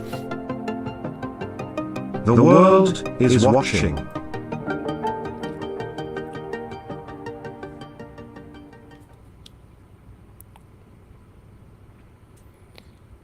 Here's that clip with Marco Rubio today. I don't think he wrote this himself. This doesn't sound like the Rubio that I know. But it is the new Rubio, which is the Rubio that will become Secretary of State in the new Trump administration. And the language, words matter. What these words mean matters. What does he mean by the word liberal? Globalist, what does that mean? Define these words. They're not defined here, they're just used.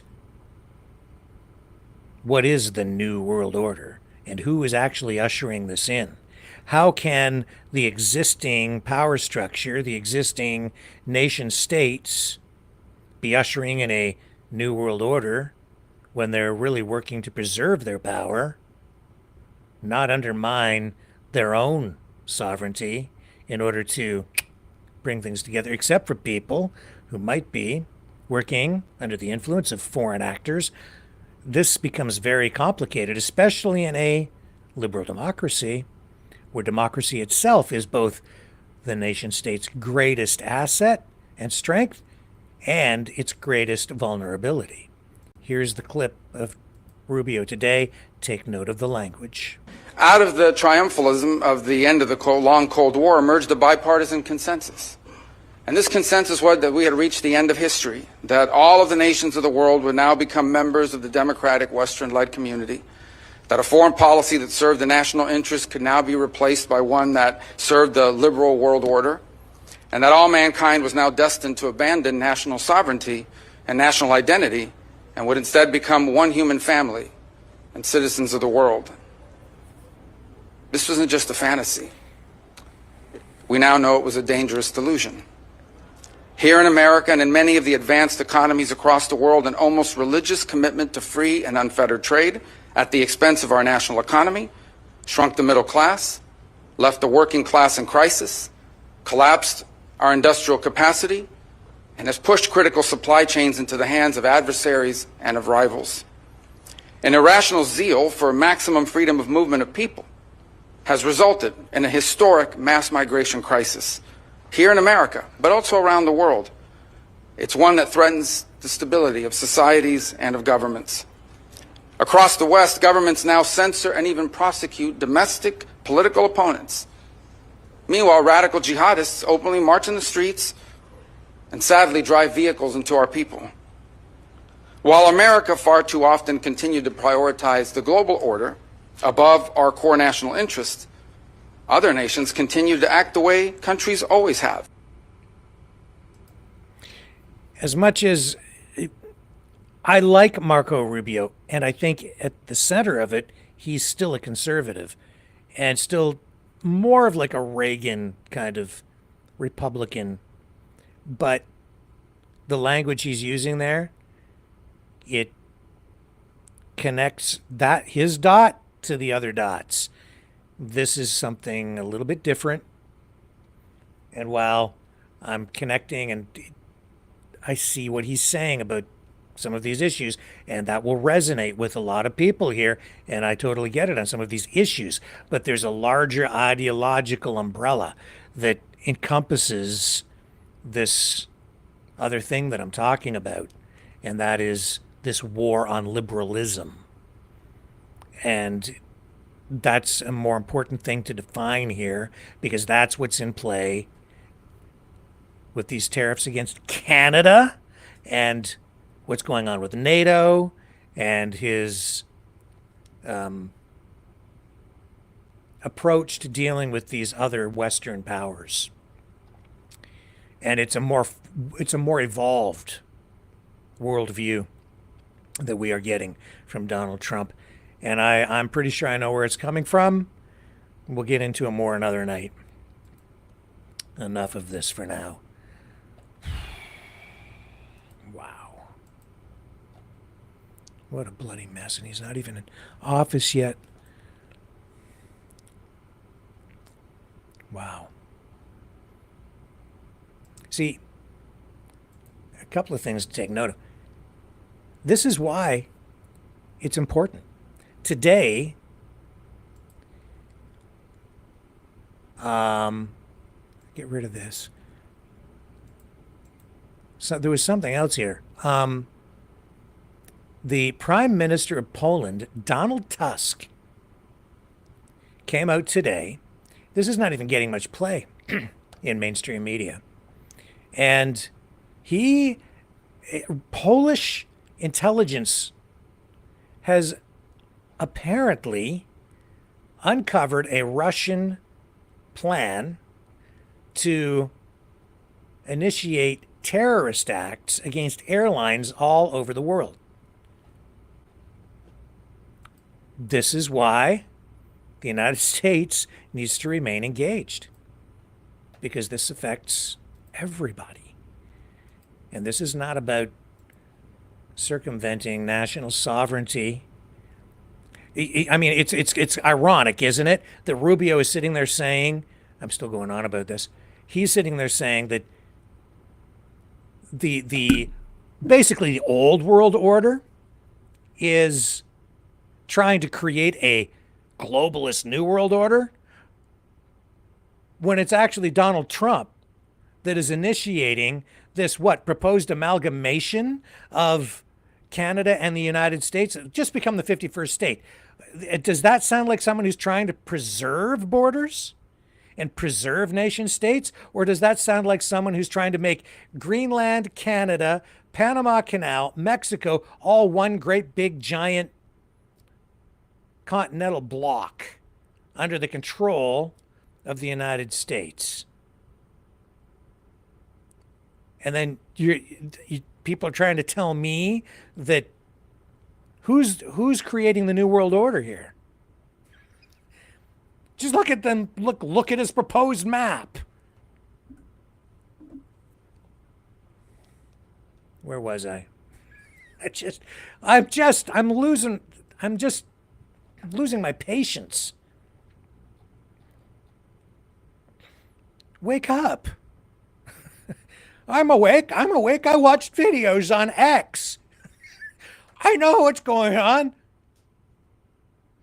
Yeah, right. Sure you do. Okay. We have one eye closed. Keep saying, open the other eye. Here's Donald Tusk trying to open your other eye. Okay. From Poland. Yesterday I spoke to the leaders of countries that are clearly on the side of Ukraine, among other things. Jednoznacznie zaangażowane po stronie Ukrainy, między innymi o bezpieczeństwie na Bałtyku. About security in the Baltic Sea, about joint action against Russian acts of sabotage. O wspólnych działaniach przeciwko rosyjskim aktom sabotażu. Myślę, że to jest także ważne. I think this is also important for Ukraine, these acts of sabotage, different versions of the war. Dla Ukrainy te akty sabotażu, różne wersje wojny, jaką Rosja that Russia has declared not only on Ukraine, but on the entire civilized world. Powiedziała całemu cywilizowanemu światu, nie tylko Ukrainie. One wymagają też They also require joint action, and here Poland plays a key role in Europe. He's talking about this Russian plan to start putting bombs on planes. działań i tutaj Polska odgrywa kluczową rolę w Europie. In countering acts of sabotage and diversion that Russia is organizing not only on Polish territory, w kontrakcjach wobec aktów sabotażu i dywersji, które organizuje nie tylko na polskim terenie. I should remind you that there were cargo planes that were targeted, and intelligence indicates that those acts of sabotage on those cargo planes, and this goes back about 3 or 4 months ago, that was Russia. Nie, Rosja. Niektóre akty Some acts of sabotage or preparations for diversion were very dramatic. Sabotażu czy przygotowania do dywersji miały charakter bardzo dramatyczny.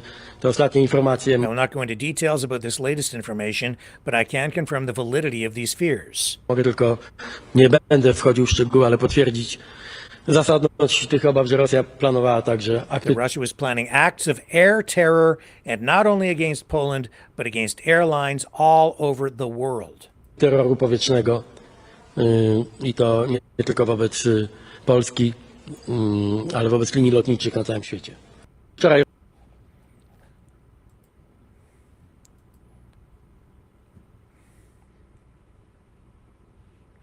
Okay? He's warning us.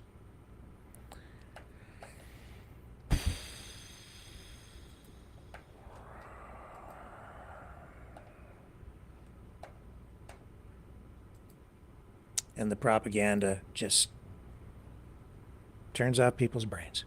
Because the information war is raging. Who do you get your information from? I watched it on X. Some of the stuff that people send me.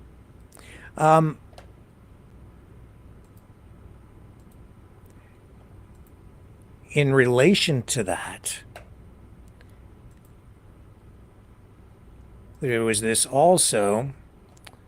meeting between that was co-hosted by Finland's president, Alexander Stubb, and Estonia's Prime Minister, Kristen Michael, focusing on security issues in the region. Leaders from Denmark, Germany, Sweden, Poland, Lithuania, and Latvia were also present, highlighting the collective concern for the security of the Baltic Sea area. This is, make no mistake, it's an area that Russia is targeting. And out of this meeting, one of the major announcements from the summit was the launch of the Baltic Sentry, a new NATO military initiative aimed at enhancing the protection of critical infrastructure. This initiative comes in response to recent acts of sabotage. Hello? Are you awake yet? Which have affected energy and communication cables in the region. NATO Secretary General Rutte emphasized the alliance's commitment to ensuring the safety and security of critical infrastructure through this new operation led by Supreme Allied Commander Chris Cavoli. So they had this joint press conference during which both President Stubb and Prime Minister Michael expressed their country's resolve to deepen cooperation with NATO allies to counter destabilizing activities. They highlighted the strategic importance of maintaining peace and stability in the Baltic Sea, especially given the geopolitical tensions in the area. Now, we know that they just had that communications line cut because that ship, which apparently is part of Russia's Ghost Fleet, which is a fleet of ships that is out there transporting energy, oil, but also engage. Some of these ghost ships are engaging in acts of espionage, spying, sabotage. This ship apparently was dragging its anchor across the ocean floor to snag the communication cable and wreck it. Which affects not only the economy, but also represents a very serious national security threat, international security threat, really. Let's go to the news conference, and we'll run a little bit of this.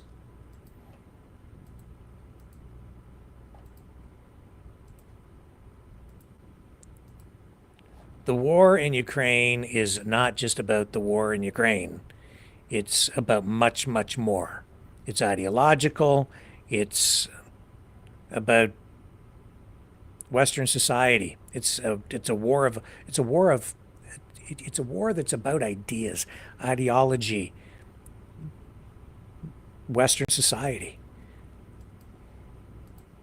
Today, allies from the region gathered to address the growing threat to our critical undersea infrastructure. And I can indeed say we had excellent discussions. Across the alliance, we have seen elements of a campaign to destabilize our societies through cyber attacks, assassination attempts, and sabotage, including possible sabotage of undersea cables in the Baltic Sea, with damage to energy and telecoms cables that are vital for our nation's security and prosperity. In the last 2 months alone, we have seen damage to a cable connecting Lithuania and Sweden, another connecting Germany and Finland, and most recently a number of cables linking Estonia and Finland.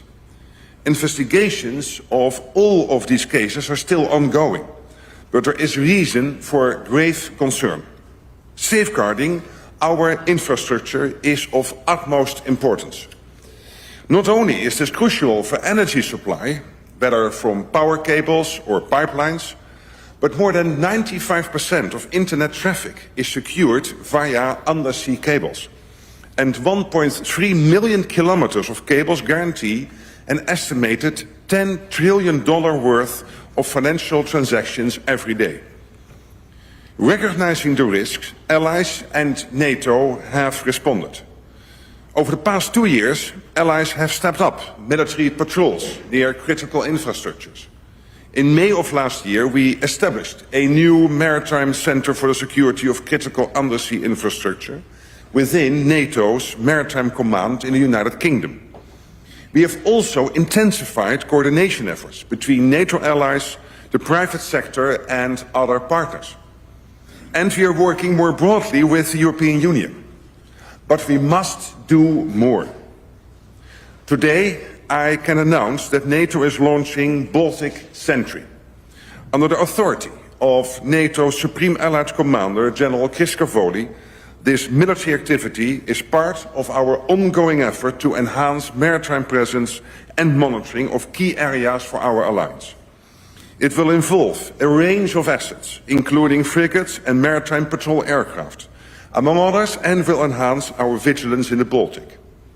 Second, we have agreed today to launch an initiative to deploy new technologies to this effort, including a small fleet of naval drones to provide enhanced surveillance and deterrence.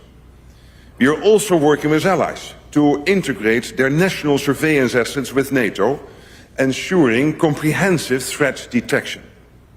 Third, robust enforcement is essential.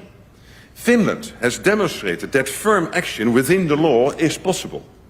Ship captains must understand that potential threats to our infrastructure will have consequences, including possible boarding, impounding and arrest. And while such law enforcement roles are for national authorities, we are best served when there is complementarity between NATO's efforts to detect threats and deter aggression and national efforts to enforce the law. Lastly, enhancing resilience requires safer, more repairable and more redundant infrastructure. So that means we will work within our critical undersea infrastructure network, which includes industry operators, to better protect and secure vital undersea assets. And we need to explore how best to ensure that the right incentives are in place for more resilient systems. So again, Alex and Kristen, thank you again for hosting us today. I'm confident that by working together with all allies, we will do what it takes to ensure the safety and security, not only of our critical infrastructure, but of all that we hold dear. Thank you. Now it's time for questions, and the first question. No, it's enough.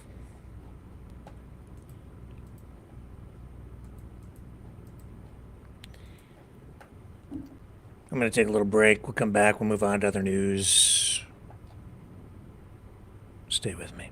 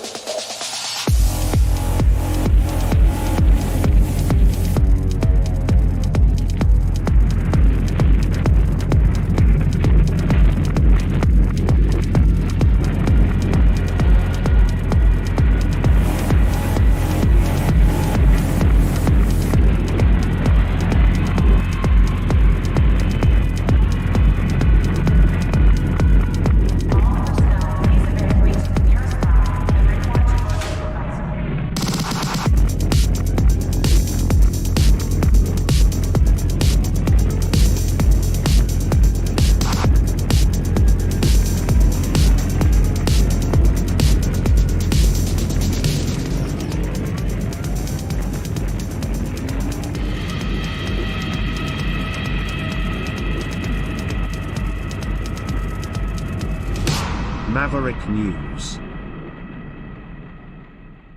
The world is watching.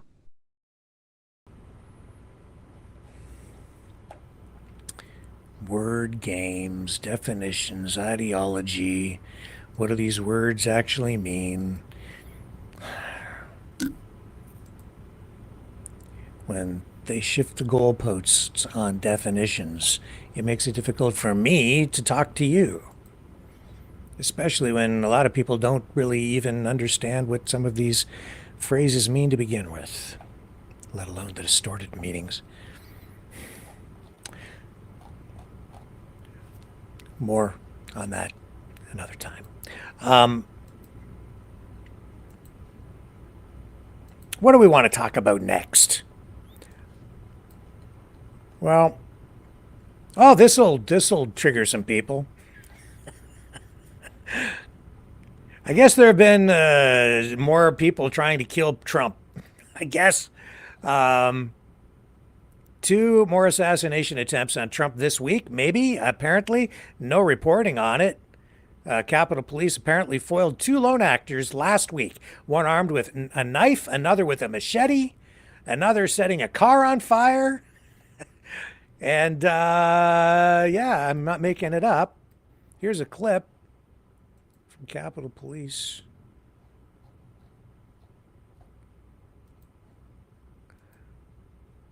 What's causing all of this?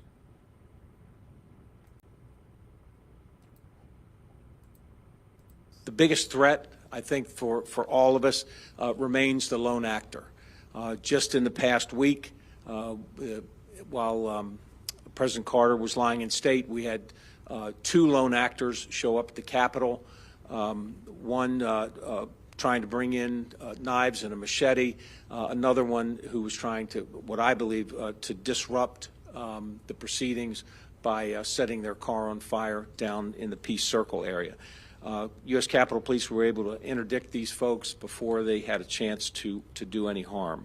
But that threat of the lone actor remains the biggest justification for us being on at this heightened state of alert throughout the next week. Totally insane. Just par for the course, I guess. Oh, you want to pivot back to Kevin O'Leary? I think I've got a clip of him. Yeah, here he is. Mr. Wonderful. He was on Fox, on the Gutfeld show, talking about Trudeau. Comparing Trudeau to Gavin Newsom.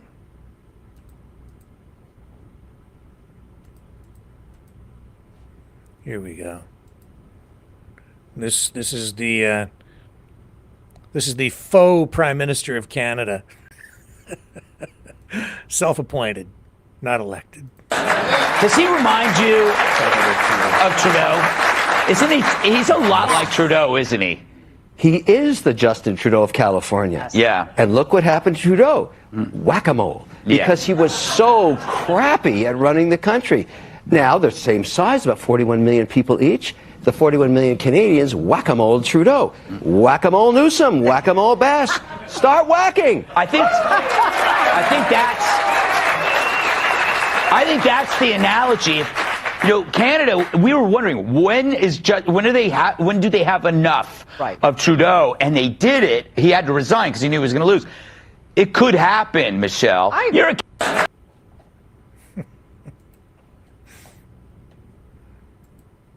Yeah. Maxime Bernier complaining that he's not going to be allowed to participate in any leaders debate in the upcoming Canadian federal election.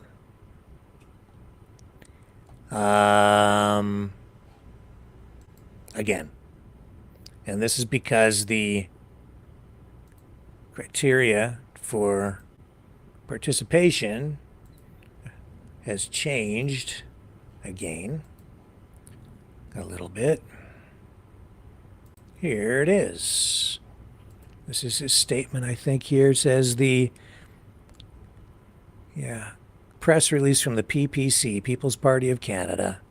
The Leaders Debate Commission has once again changed its criteria so they can easily exclude the leader of the People's Party on the basis of dubious polls, as they did in 2021. In 2021, parties needed to meet one of these criteria to qualify. They had to have at least one MP. They had to have at least 4% of the total vote in the previous election, or have at least 4% on average in polls at the beginning of the campaign. The PPC did not meet 1 and 2, and its leader was disqualified on 3 by using dubious polling results in which the PPC barely registered, which gave the party an average of only 3.27%, even though its support, according to this news release, was clearly much higher, and it ended up scoring 4.9% on Election Day. Mr. Bernier would automatically qualify to take part in this year's debates on the basis of Criterion 2 if the Commission had kept the same criteria. However, yesterday the Commission announced a key change, dropping the criterion and requiring that parties must now meet not 1 but 2 of these criteria, have at least 1 MP elected, and have at least 4% on average in the polls at the beginning of the campaign, or 3 run candidates in at least 90% of ridings. Moreover, the Commission states in its document that when commuting the parties or consulting the parties about the new rules last year, the Commission received submission from the Bloc Québécois, the Conservative Party of Canada, the Green Party of Canada, the Liberal Party of Canada, and the New Democratic Party of Canada. This is not true. A PPC staffer sent a submission to Michel Cormier, the Commission's Executive Director, on July 3rd, 2024, 2 days before the deadline, in which it was argued that the Commission should keep the same criteria as in 2021. Not only is the Commission trying to exclude Mr. Bernier from the debates, but it seems like it did not take the PPC submission into account. The PPC is still awaiting an explanation from the Commission as of today at 1 p.m. Yeah, and then Max Bernier commented here, the change only has one obvious purpose, one that unites the whole political establishment in Ottawa, making it easier to exclude the PPC. These new rules only affect me, the leader of the only new party to emerge forcefully on the federal political scene in decades, and none of the other leaders expected to participate. They want to deny a voice to 840,000 Canadians who supported the PPC in 2021. It goes on. You get the idea. So, I don't know. I think, the PPC had a real shot at getting someone elected in the last election. I think they made, and this is me just editorializing, this is what I think. You share your thoughts in the chat. But I think that they made some very serious campaign errors along the way, that their strategy was somewhat flawed, and at times they did some things that were counterproductive. They were riding a wave of support that they did not fully capitalize on during the pandemic and the last election. And then since then, in spite of, it doesn't matter what Maxime Bernier is saying here, that the reality is currently the PPC support has diminished somewhat since then. And that's why they're not really registering in the polls as strong as they were heading into the last election. And the Conservatives have really scooped up quite a bit of PPC support. They've repatriated some of those alienated Conservatives because Poilievre is now the leader. You now have somebody from the Conservative wing of the Conservative Party, not the progressive side. You have a Conservative, a Harper-style Conservative, running the show again, and that is bringing some of those PPC members back into the fold over in the Conservative camp. And so as a result, PPC going to have a more difficult time in this election than it did the last time around, in my view.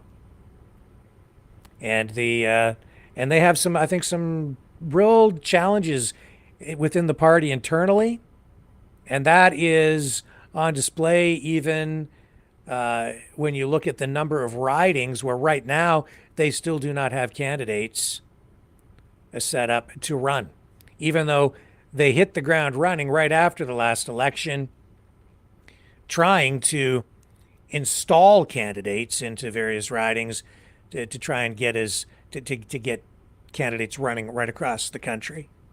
But they still have a lot of vacancies in ridings, and I know that they are out there trying to recruit candidates to run. But they've just got bigger challenges, and as much as I'm all for free speech and I want robust debate, if you don't, I don't know right now where the PPC even sits in the polls, because they're not really registering nationally, and I know that there's some suppression of the party, but they're going to have to just deal with the reality that it's very difficult to get a new party established. But it can be done. It has been done before with Reform out in Western Canada, and this is just a new incarnation of the same kind of political forces that created Reform, sort of lent itself to the creation of the PPC. But Preston Manning and the Reform Party, they were much more successful. And then later you had the Canadian Alliance form out of that. So it's not like this can't be done, but you have to get your act together, is really what it comes down to. And I just think the PPC has just made some very critical strategic errors, and they have some problems internally. And as much as I'd like to see Maxime Bernier on that debate stage, he's just going to have to garner more support so that he's an even bigger force that they just simply can't deny. He has been on the debate stage in at least one election. He was there, but faded away. So, sorry, but that's just politics, man. You're going to have to deal with it. I'm not happy about it. Not at all. I totally get where he's coming from, but if he wants to debate, he's gonna need more support, so that it's just too much to deny. But where the party sits right now, they do have a bigger following, but there are a lot of other political parties out there: Christian Heritage, United Party of Canada, even the Communist Party of Canada. They all would like, I'm sure, to be involved in that debate, the debates when it happens.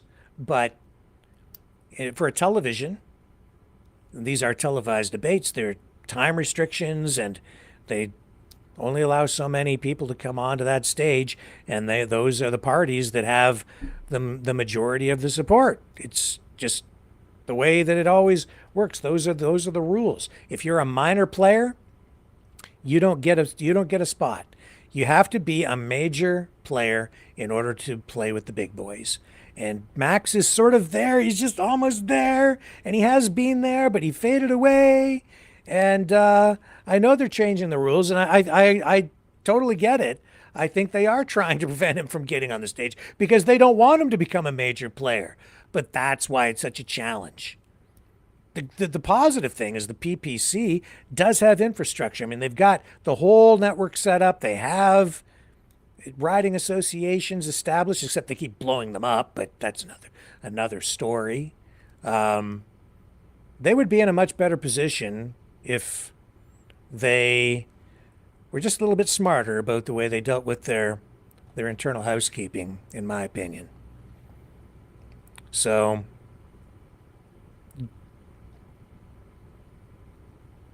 it's not it. I know he's upset, kinda, but this is not unexpected. So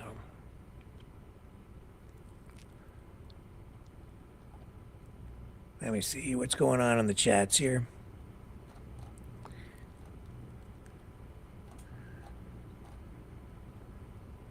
I don't know. I don't see a lot of heavy-duty stuff going on in there. There's hello, Stoic Teacher. And Almatch says, quite the grifter. Are you referring, Almatch, to Maxime? Yeah, these political parties, they do generate a lot of money. And, of course, there is, huge tax breaks for people. Yeah. And he has been accused of that. But I don't know if that's who you're referring to or not. And Nedtune says, true, Rick, conservatives doubled after the trucker convoy. Yeah. And hello, Stoic Teacher. Great to see you in there tonight. Anybody else have any comments tonight? Choosy saying, I admire people who like horseback riding. It's not really for me. Okay. I have no idea where that came from. It has to be a comment on a comment. And Bond says, that's why the politicians were freaked out when the freedom protest raised millions in a very short period of time. LOL. They did freak out. And I would say that level of fundraising was unprecedented. I don't know. I can't think of anything that has ever raised that much money that fast in Canadian history. Like, what was it, 20 million? What was behind that? Makes me wonder. Stella says, Max is WEF. Has he been to the World Economic Forum? I think he has been, as a matter of fact. I think he has. Yes. When he was with the Harper government. A lot of stuff going on with Max. Maybe we'll have him back on the program and he can lay out his case for why he wants to be part of that debate. Yeah.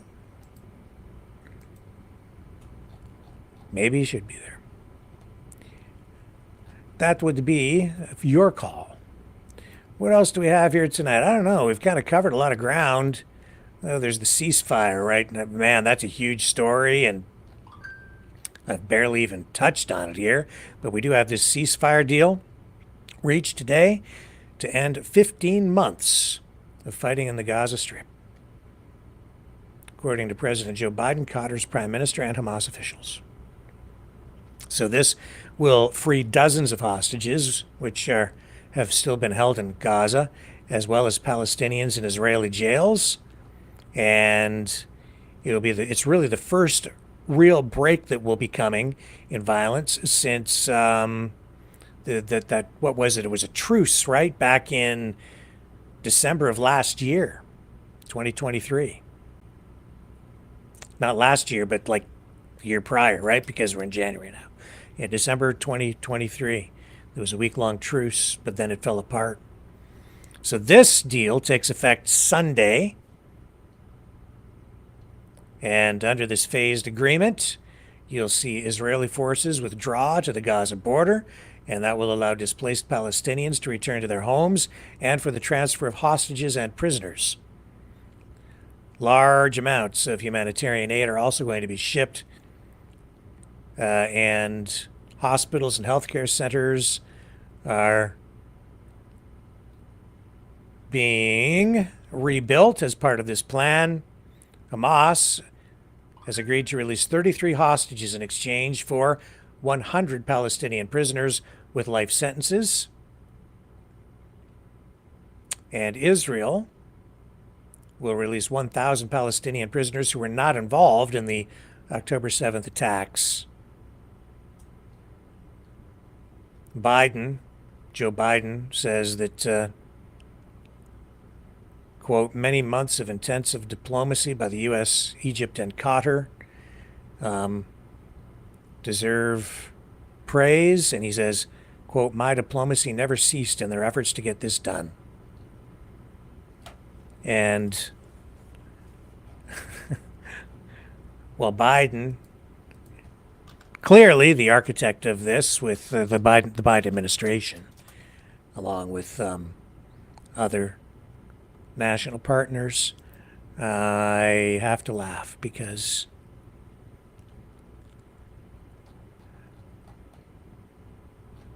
then Donald Trump posted, can I find this here?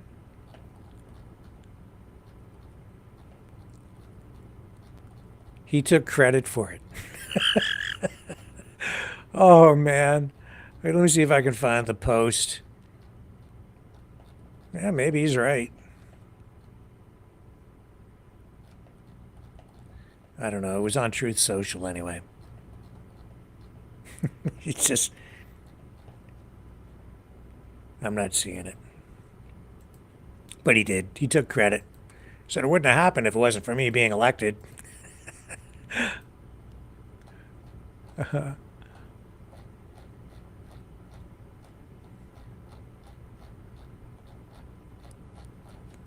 I'm just going to scroll to the top again, see if it's there.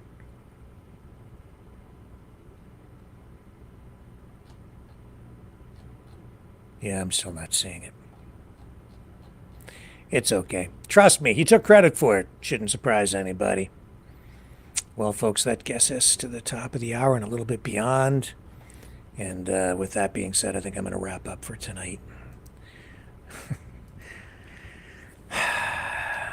Hope you were able to follow what I was saying. It was a little, maybe my commentary at times is maybe a little bit disjointed, but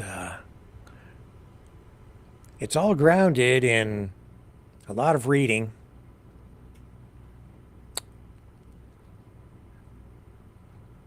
If one thing is certain, I don't know what's going to happen tomorrow.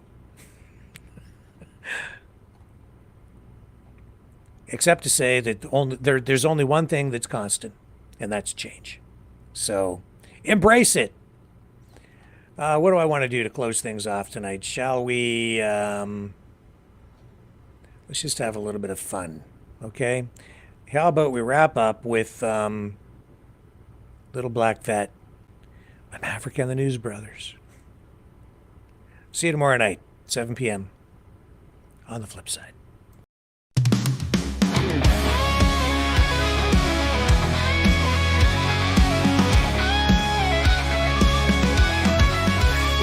She's sitting in the driveway all dressed in black. Got that slick thing, you know she got the knack. Chrome glimmers in the moonlight, like a star on the rise. When I slide behind the wheel, I feel alive. Oh, I can't deny, got the little black vest, she's my midnight ride. Rolling down the highway with my girl by my side. Fast as a whisper, smooth as a dream. In my little black vet, we're a rock and roll team.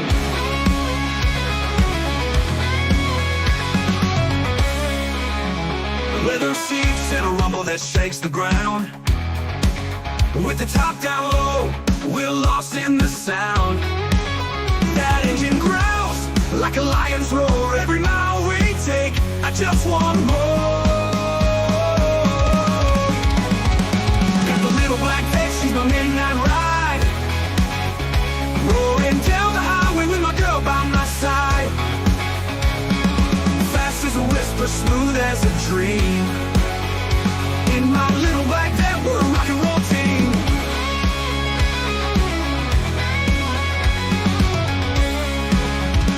Oh, the world slows down when we hit that street. The wind in our hair can't be beat. With the guitar laying under the stars so bright. In my little black van, everything feels right.